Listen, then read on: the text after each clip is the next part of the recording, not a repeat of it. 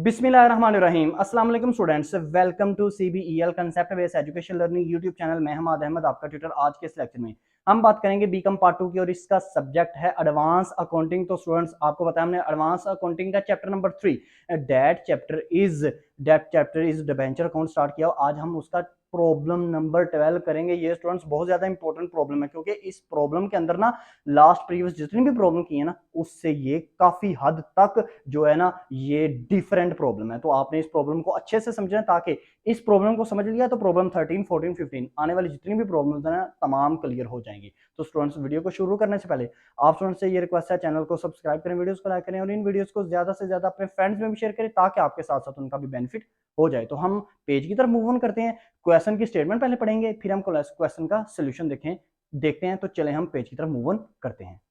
अब problem number 12। तो students आपके सामने ये रही प्रॉब्लम नंबर 12। एडवांस अकाउंटिंग की बुक, चाहे आपके पास ओल्ड एडिशन है चाहे आपके पास न्यू एडिशन है, इससे कोई फ़र्क नहीं पड़ता।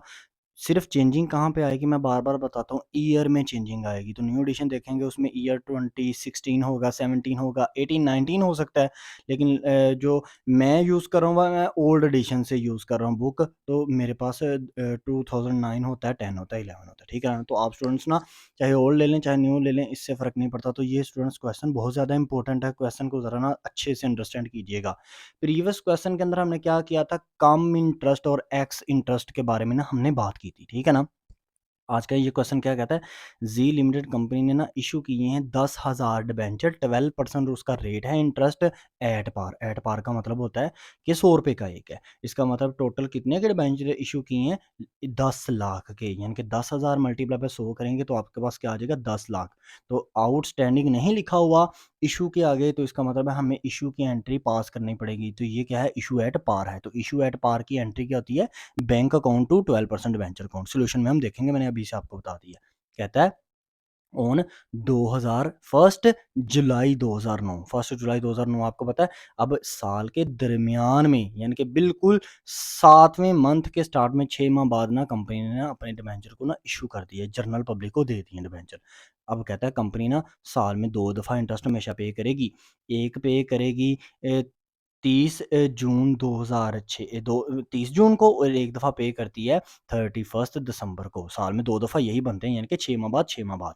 अब कहता है कंपनी हमेशा 31 दिसंबर 2000 जो भी होगा ना ईयर होगा, उसको अपनी जो बुक है ना उसको क्लोज़ करेगी, अपनी मतलब क्लोज़ करेगी। तो इसका मतलब है हमने जिस भी साल में ना इंटरेस्ट वगैरह पे किया होगा ना, हमें उस साल के अंदर ना उस इंटरेस्ट को क्लोज़ करना पड़ेगा, क्योंकि उसने हमें मेंशन करके बता दिया है। तो क्लोज़ करने के लिए आपको पता है इंटरेस्ट ओन डिबेंचर अकाउंट को प्रॉफिट और लॉस अकाउंट में क्लोज करते हैं। अब आगे देखिएगा, कहता है 31 दिसंबर 2009 को क्या किया कंपनी ने, परचेज किए इट्स ओन डिबेंचर। अब बहुत से स्टूडेंट्स को ये नहीं पता चलता, OWN ओन डिबेंचर। अपने डिबेंचर कंपनी ने खरीदे हैं लाख रुपए के एट पार, मतलब लाख रुपए के फॉर इन्वेस्टमेंट। स्टूडेंट्स ये ओन डिबेंचर का मतलब क्या होता है। अब आप स्टूडेंट्स बहुत से सोचोगे सर कंपनी ने ना 10 लाख में से लाख रुपए के डिबेंचर खरीद लिए हैं, ये इसका मतलब कंपनी ने खरीदे हैं ना। तो सर जी ये कंपनी ने रिडम्पशन की है। आपको बताऊँ यहाँ पर रिडम्पशन नहीं हुई, वजह आपको बताता हूँ। वजह ये है स्टूडेंट्स, जब OWN ओन का वर्ड आ जाए ना, इसका मतलब होता है कंपनी ने अपने debenture holders means general public को जो दिए थे ना डिबेंचर, 10 लाख का कंपनी ने लोन देना था। उसमें से लाख रुपए के कंपनी ने डिबेंचर होल्डर को लाख रुपया दिया। उनसे डिबेंचर जो लिए ना, उनसे डिबेंचर लेके अपने पास नहीं रखे, उसको इन्वेस्ट कर दिया।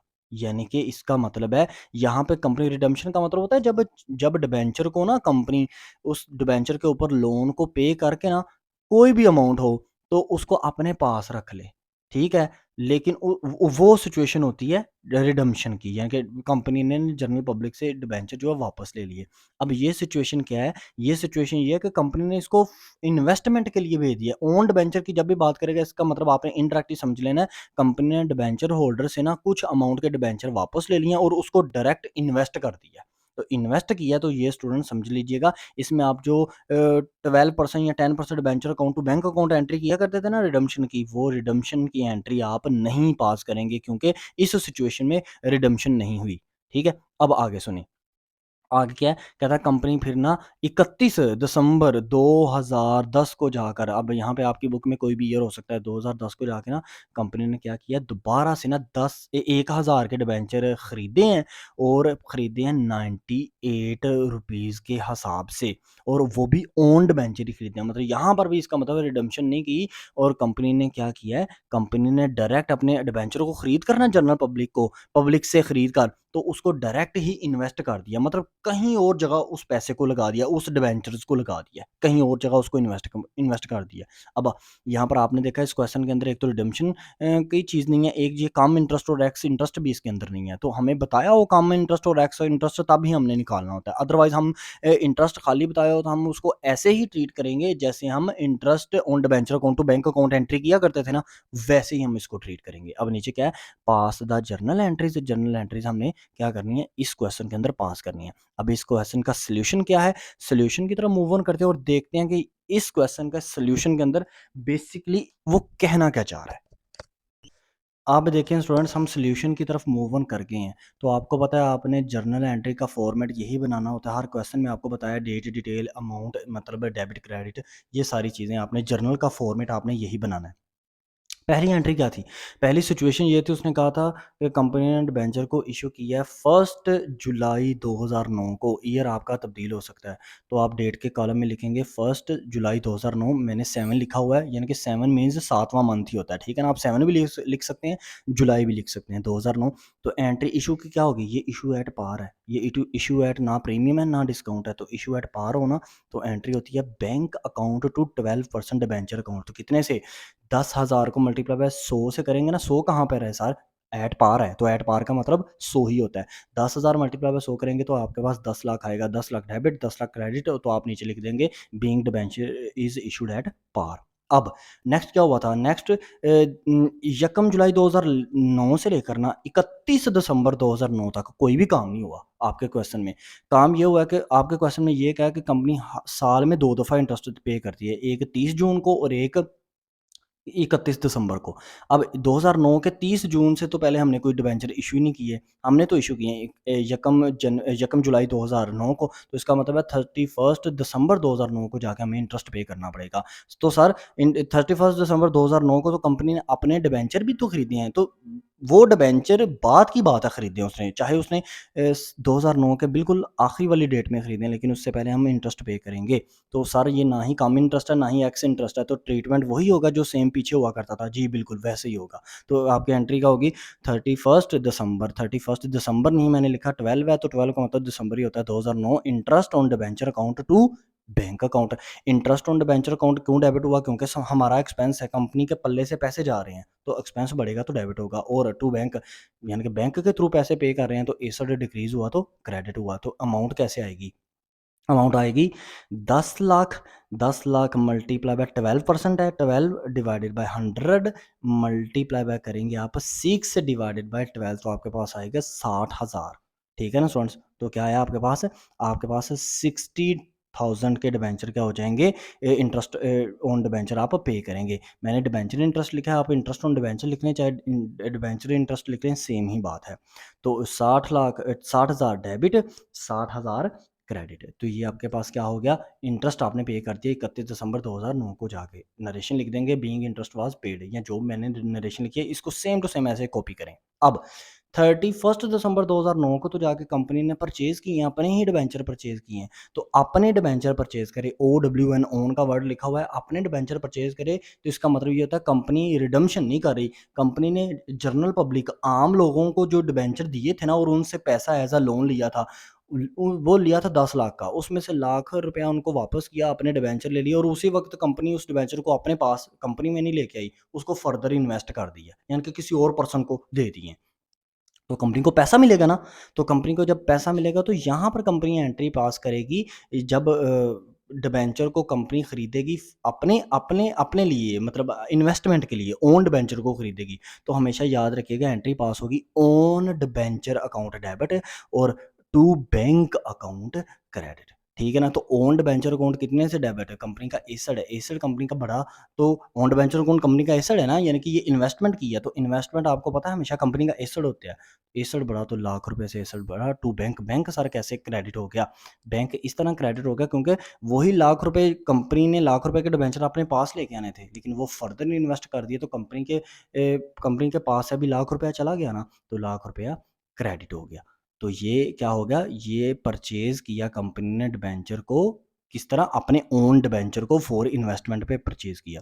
इसकी नरेशन आपने ये लिख देनी है। अच्छा सॉरी, इससे ऊपर ना ये काम करने से पहले, ये काम आपने कब किया, ये काम आपने 31 दिसंबर 2009 को किया। लेकिन ये काम करने से पहले आपने क्या करना है, मैं वो दरमियान वाली एंट्री बताना भूल गया, वो ये थी कि आपने, उसने कहा था कि हर साल ना कंपनी अपने जो ये है ना इंटरेस्ट, इसको क्लोज करेगी। ठीक है, तो आपने क्या करना है, थर्ड वन जो एंट्री कर देनी है वो करनी है 31 दिसंबर 2009, profit and loss account to interest on debenture account 60,000 debit और 60,000 क्रेडिट। आपको पता है इंटरेस्ट ऑन डिबेंचर अकाउंट को हमेशा हम क्लोज किस में करना है, प्रॉफिट एंड लॉस अकाउंट में हमने क्लोज करना है, और profit and loss account company का एक्सपेंस होता है। ठीक है ना, यानी कि ये पैसा जो कंपनी ने उठाना है ये अपने प्रॉफिट एंड लॉस अकाउंट में से उठाना है। अब ये आपकी थर्ड एंट्री थी 31 दिसंबर 2000 जो आपने 9 को की, और फोर्थ एंट्री मैंने आपको बता दी जब कंपनी ने क्या किया, परचेज किया, अपने डिबेंचर परचेज किए। अब आया 2010, लेकिन कंपनी ने जो काम किया वो 2010 के 31 दिसंबर 2010 को जाके काम किया। इसका मतलब है पूरा साल तो ये जो डिबेंचर थे वो यूज़ हुए हैं ना, कितने डिबेंचर, 10 लाख में से लाख के कंपनी ने खरीद के इन्वेस्ट कर दिए, तो पीछे 9 लाख के रह गए, तो 9 लाख के डिबेंचर फर्दर इस्तेमाल हुए हैं, यूज़ हुए हैं पूरा साल, तो उनके ऊपर हमने इंटरेस्ट देना है। हाँ, मीन्स कंपनी ने इंटरेस्ट देना है, साल में 2 दफ़ा देना है। तो अब आए 30 जून, 30/6/2010 को आए, तो कंपनी इंटरेस्ट देगी ना, तो कंपनी इंटरेस्ट कैसे देगी, interest on debenture account debit to bank account credit. अब एक और चीज क्रेडिट हुई है, interest on own debenture account credit. अब आप कहोगे सर ये क्यों क्रेडिट हुआ, सिंपल सी तो एंट्री ये होनी चाहिए थी, interest on debenture account debit to bank account credit है, नहीं, क्योंकि आपने 31 दिसंबर 2009 को ना 1 लाख रुपए के डिबेंचर इन्वेस्टमेंट के लिए भी दे दिए हैं, मतलब इन्वेस्टमेंट कर दिया है। तो जब आपने अपने डिबेंचर को फर्दर इन्वेस्ट कर दिया तो आपको भी तो इंटरेस्ट मिलेगा, तो आपको भी लाख रुपए के डिबेंचर के ऊपर साल में 2 दफा इंटरेस्ट देगा। कौन, वो पर्सन जिसने, जहां पर आपने अपने डिबेंचर को इन्वेस्ट किया है। तो आप ना दोनों सिचुएशन की एंट्री इकट्ठी पास कर देंगे, क्या, interest on debenture account to bank account, ये तो आपने ना वो 9 लाख के जो रिमेनिंग रह गए ना, जो आपने जनरल पब्लिक को 9 लाख का लोन देना है, उसके ऊपर आप इंटरेस्ट पे करोगे, और इन जो क्रेडिट हो रहा है interest on own debenture account, ये आपको इंटरेस्ट मिलेगा, तो आपको इंटरेस्ट मिलेगा तो आपकी इनकम ही होगी ना, तो इनकम बढ़ेगी, क्रेडिट होगा, तो ये लाख रुपए के ऊपर आपको क्या होगा, इनकम मिलेगी। तो interest on own debenture account, इसको जरा करें, हाँ, तो इसको हम जरा अगर हम देखें तवज्जो से, तो ये हमारे पास अमाउंट क्या आती है, ये हमारे पास अमाउंट स्टूडेंट्स आ जाती है 9 lakh multiply by 12 divided by, हम करें अगर 100, और मल्टीप्लाई बाय 6 डिवाइडेड बाय 12 करें, तो स्टूडेंट्स ये हमारे पास कितना आएगा, ये हमारे पास 60,000 यानी कि 60,000 रुपये हमारे पास आ जाएगा इंटरेस्ट ऑन डिबेंचर अकाउंट की डेबिट साइड पे, 60,000 रुपया to bank account. Bank account में कितने आएंगे जी, बैंक अकाउंट में, सर बैंक अकाउंट में कैसे आए, बैंक अकाउंट में आपके जो पैसे आएंगे ना 60,000 नहीं आएंगे, बैंक में आपके 54,000 आएंगे। ये कैसे, जब आप 9 लाख को मल्टीप्लाई करेंगे ना 12 डिवाइड करेंगे 100 और मल्टीप्लाई करेंगे 6 डिवाइड करेंगे 12 से, तो ये आपके पास 54,000 आता है। तो सर आपने वो 60,000 ऊपर कैसे लिख दिया, वो आपको बताता हूँ। देखिए इन नीचे आए क्रेडिट साइड पे, interest on own debenture account, ये कितने से है, ये आपने लाख रुपए पे वर्किंग करनी है, तो लाख रुपए का लें जरा 6 माह का इंटरेस्ट, 1 लाख मल्टीप्लाई बाय 12 तकसीम 100 मल्टीप्लाई बाय 6 तकसीम 12, तो ये आपके पास आता है 6,000। तो 6,000 क्रेडिट में है और 54,000 भी क्रेडिट में है, ये दोनों को जमा करें तो आपके पास ना स्टूडेंट्स जो डेबिट में इंटरेस्ट ऑन डिबेंचर अकाउंट बनेगा ना, वो आपके पास बनेगा 60,000 रुपए का। तो इस तरह ये आया था इंटरेस्ट ऑन डिबेंचर अकाउंट, और नरेशन आप इसकी ऐसे ही लिख देंगे कि 6 माह का इंटरेस्ट पे किया, किसको, जनरल पब्लिक को भी और ओन डिबेंचर अकाउंट पे भी। अब 31 दिसंबर 2010 को जाकर फिर हमने इंटरेस्ट पहले लेना है, फिर वो इंटरेस्ट के बाद जो कंपनी ने परचेज किए अपने डिबेंचर, उसकी वर्किंग होनी है, तो दोबारा से यही सेम एंट्री होगी, क्या, 31 दिसंबर 2010 interest on debenture account to bank account to interest on own debenture account. तो पहले ना बैंक अकाउंट की वर्किंग वर्किंग कर लें, वही 9 लाख के ऊपर 9 लाख ज़रा 12 तकसीम 100 मल्टीप्लाई बाय 6 तकसीम 12 तो आएगा 54,000। और interest on own debenture account ये कैसे आएगा, 1 लाख मल्टीप्लाई बाय 12 तकसीम 100 मल्टीप्लाई बाय 6 तकसीम 12 करेंगे तो ये 6,000 आ जाएगा। दोनों को जमा करेंगे तो 60,000 रुपया कहाँ पे आ जाएगा, interest owned venture owned debenture account के ऊपर आ जाएगा 60,000 रुपया। अब 31 दिसंबर 2012 को जाकर क्या हुआ, आपने दोबारा से, आप मीन्स कंपनी ने दोबारा से ना 1000 के डिबेंचर खरीदे और 98 रुपए के हिसाब से खरीदे। लेकिन खरीदे किस चीज़ के लिए, अपने डिबेंचर खरीदे, OWN ओन डिबेंचर खरीदे, यानी कि इन्वेस्टमेंट के लिए खरीदे। यहाँ पे रिडम्पशन नहीं की कंपनी ने, रिडम्पशन करती कंपनी तो एंट्री आ जानी थी 12% debenture account to bank account और टू प्रॉफिट ऑन रिडम्पशन आ जानी थी एंट्री। लेकिन यहाँ पर कंपनी ने उन्हीं डिबेंचर को जो खरीदे है ना उनको फर्दर आगे इन्वेस्ट कर दिया। तो एंट्री स्टूडेंट्स आपके पास आ जाएगी, एंट्री क्या आएगी, ओन्ड वेंचर अकाउंट डेबिट क्योंकि कंपनी का एसेट है, इन्वेस्टमेंट की है, टू बैंक अकाउंट क्रेडिट कितने से, अब 1000 मल्टीप्लाई बाय 98 करेंगे तो 98,000 और बैंक में भी पैसे इतने ही कंपनी से जाएंगे 98,000। अब यहाँ तक ना कंपनी का बिल्कुल काम क्लियर हो गया। इसके बाद कंपनी ने कोई और काम नहीं किया। अब आपने क्या करना है, एंड पे जाके ना क्लोजिंग कर देनी है। अब क्लोजिंग किस किस की करनी है, इंटरेस्ट ऑन 2010 की अब आपने क्लोजिंग करनी है, 2009 की हमने क्लोजिंग कर दी थी। अब 2010 में क्या काम हुआ है, एक तो हमने इंटरेस्ट ओन्ड वेंचर भी दिया है और एक इंटरेस्ट ऑन ओन्ड वेंचर भी दिया है, OWN ओन्ड वेंचर के ऊपर भी इंटरेस्ट दिया है।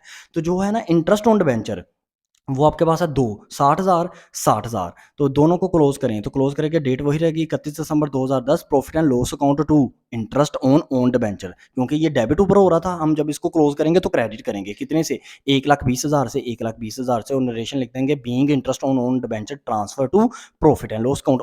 और आप क्लोज करेंगे इंटरेस्ट ऑन ओन्ड वेंचर को, इसको भी क्लोज करेंगे तो ये कंपनी की इनकम होती है, इसको जब आप क्लोज करेंगे इसको डेबिट करेंगे तो interest on own debenture account debit to profit and loss account credit. कितनी अमाउंट से, आपने एक interest on own debenture company ने वसूल की थी इनकम 30/6/2010 को और एक 31/12/2010 को, तो कितने से 6,000 12,000 से आप करेंगे debit interest on own venture को और 12,000 से ही कर देंगे credit interest on own venture को। अब यहाँ तक आपका क्वेश्चन बिल्कुल कंप्लीट हो जाता है। इसकी वर्किंग जो है नेक्स्ट पेज के ऊपर वर्किंग है, मैं थोड़ी सी आपको वर्किंग दोबारा से समझा देता हूँ ताकि आपका मजीद कंसेप्ट बिल्ड हो जाए। अब इस पेज के ऊपर देखेंगे तो वर्किंग है, ये वर्किंग आपको पीछे वैसे समझा दी है लेकिन दोबारा से देख लेंगे तो आपका कंसेप्ट मजीद बिल्ड हो जाएगा। ये 2010 की वर्किंग है। 2010 में आपको पता है आपने 2 दफ़ा इंटरेस्ट पे किया साल में, एक 30/6/2010 को और एक 31/12/2010 को। लेकिन वो इंटरेस्ट जो था ना, वो इंटरेस्ट आपने इंटरेस्ट ओन्ड वेंचर के ऊपर भी, इंटरेस्ट ऑन ओन्ड वेंचर के ऊपर भी पे किया था ना, मतलब अपने खरीदे हुए इंटरेस्ट के ऊपर भी कंपनी ने इंटरेस्ट पे किया था और जो जनरल पब्लिक के पास रह गए थे ना बाकी, उनके ऊपर भी पे किया था। तो जनरल पब्लिक के पास जो रह गए थे वो बाकी कितने के रह गए थे, 10 लाख में से लाख के परचेज किए 2009 को, तो 2010 में वो 2010 के स्टार्ट में बिल्कुल 1 जनवरी 2010 के स्टार्ट में वो कितने रह गए 9 लाख के। तो 9 लाख ज़रब 12 तकसीम 100 ज़रब 6 तकसीम 12, क्योंकि 30 जून 2006 को जब देना ना इंटरेस्ट तो जनरल पब्लिक को 6 माह का देना है, तो 6 माह का देना ज़रब 6 तकसीम 12 करना पड़ेगा, वो आपके पास आएगा 54,000। ठीक है। अब यही 6 माह का इंटरेस्ट जो है वो कंपनी को भी मिलेगा लाख के ऊपर, क्योंकि कंपनी ने भी उन्हीं डिबेंचर को आगे इन्वेस्ट कर दिया था। तो लाख मल्टीप्लाई बाय 12 तकसीम 100 मल्टीप्लाई बाय 6 तकसीम 12 करेंगे तो ये आपके पास आएगा, कंपनी के पास जो इनकम आएगी वो आएगी 6,000। और यही दोबारा से 31 दिसंबर 2010 में भी यही दोनों अमाउंट आएंगी। तो एक्सपेंस कंपनी का कितना हो जाएगा, एक्सपेंस कंपनी का होगा 54,000 से, और स्टूडेंट्स कंपनी का जो होगा इनकम होगी वो 6,000 से, इनकम मतलब रेवेन्यू कंपनी को 6,000 से होगी। तो ये आपकी वर्किंग थी। ये थी प्रॉब्लम नंबर 12 एडवांस अकाउंटिंग की। नेक्स्ट आने वाली वीडियो में हम प्रॉब्लम नंबर 13 करेंगे। तो आपने चैनल को सब्सक्राइब करना है, वीडियोस को लाइक करना है और बेल आइकन को तो जरूर प्रेस कर लेना है ताकि आपके मतलब की वीडियोस आप तक पहुंचती रहें। तब तक के लिए अल्लाह हाफिज।